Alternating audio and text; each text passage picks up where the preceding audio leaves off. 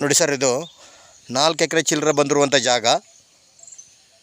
ಇವರು ಬೇರೆ ಕಡೆಯಿಂದ ನೀರು ತಗೊಂಡು ತರಕಾರಿ ಬೆಳೀತಾ ಇದ್ದಾರೆ. ಜಾಗ ಮಾತ್ರ ಸೂಪರಾಗಿದೆ, ಬಾಕ್ಸಾಗಿ ಸ್ಕ್ವೇರ್ ಆಗೈತೆ. 4 ಚಿಲ್ಲರೆ ಬಂದಿರುವಂಥ ಜಾಗ ಇದು. ಬೇರೆ ಕಡೆ ನೀರು ತಗೊಂಡು ತರಕಾರಿ ಬೆಳ್ಕೊತಾ ಇದ್ದಾರೆ ಅವರು. ಜಾಗ ಅಂತೂ ಸೂಪರಾಗಿದೆ, ಜಿನ್ನೇನು ಜಾಗ. ಇದು ಮಳವಳ್ಳಿ ಕರೆಕ್ಟಾಗ 15 ಕಿಲೋಮೀಟ್ರ್ ಆಗುತ್ತಾ. ಊರಿಂದ 1 ಕಿಲೋಮೀಟ್ರ್ ಮುಂಡ್ರಸ್ತೆ.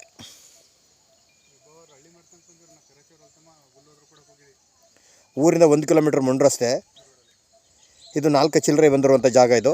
ಇದಕ್ಕೆ ಬೋರ್ಗಲ್ಲಿಲ್ಲ. ವಾಟರ್ ಬೆಲ್ಟ್ ಅದು ತುಂಬ ಚೆನ್ನಾಗಿದೆ.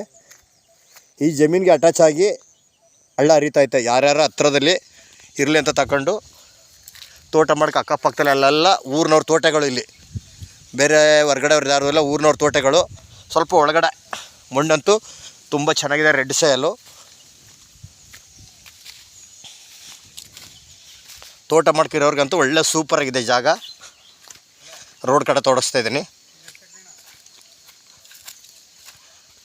ನೋಡಿ. ಹಳ್ಳದಿಂದ ಕಮೆನ್ಸ್ ಆಗುತ್ತಾ ಈ ರೋಡಿಂದನೇ.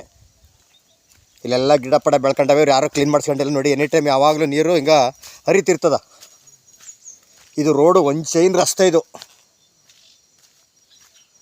ನೀರಿಗೇನು ತೊಂದರೆ ಏನಿಲ್ಲ ನೋಡಿ. ಒಂದು ಚೈನ್ ರಸ್ತೆ, ದೊಡ್ಡ ರಸ್ತೆ.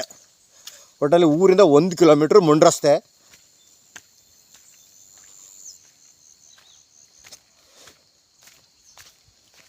ಜಾಗ ಅಂತೂ ಸೂಪರಾಗಿದೆ, ಒಳ್ಳೆ ಜಾಗ.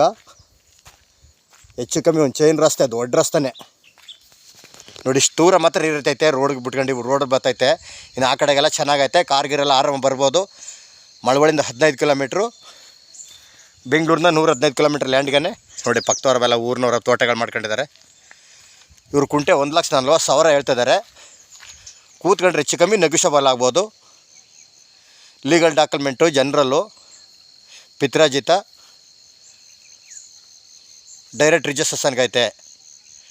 ಬೆಂಗಳೂರಿನ 115 ಕಿಲೋಮೀಟ್ರ್ ಆಗುತ್ತೆ ಲ್ಯಾಂಡ್ಗೆ ನೋಡಿ. ಮೇಳ ಕಾಣ್ತಾ ಇದೆಯಲ್ಲ, ಇಲ್ಲಿಂದ ಕಮೆನ್ಸು ಜಾಗ. ಸ್ವಲ್ಪ ಕರೋ ಬರ್ಬೋದು. ಒಟ್ಟಿನಲ್ಲಿ ಕುಂಟೆ 1,40,000 ಹೇಳ್ತಿದ್ದಾರೆ. ನೆಗೋಷಿಯಬಲ್ ಆಗುತ್ತೆ.